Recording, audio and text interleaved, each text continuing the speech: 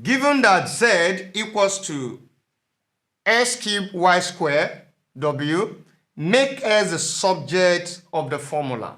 Solution.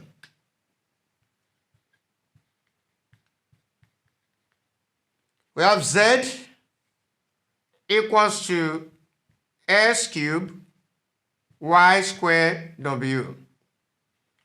So in this case, we want to make s a subject.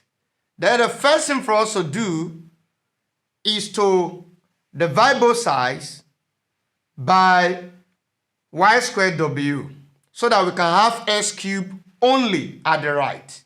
Now let's do that. Z divided by y squared w equals to s cubed y squared w divided by y squared w. That y squared here 1, y squared here 1, w here 1, w here 1.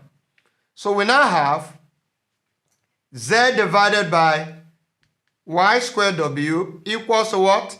S cubed. Now, we want to find x, that is, to make s the subject of the formula.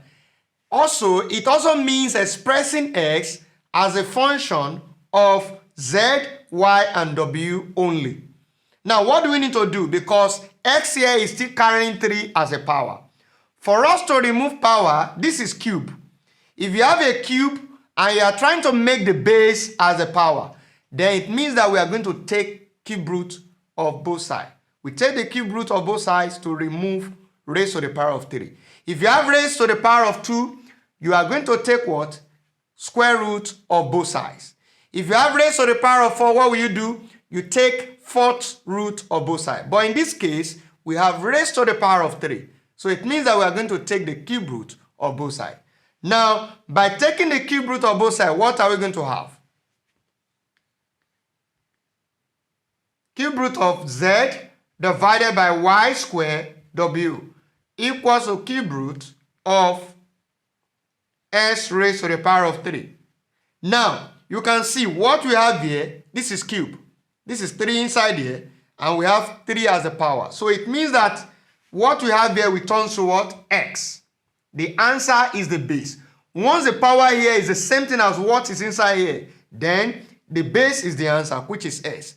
It means that the cube root of s cubed is s.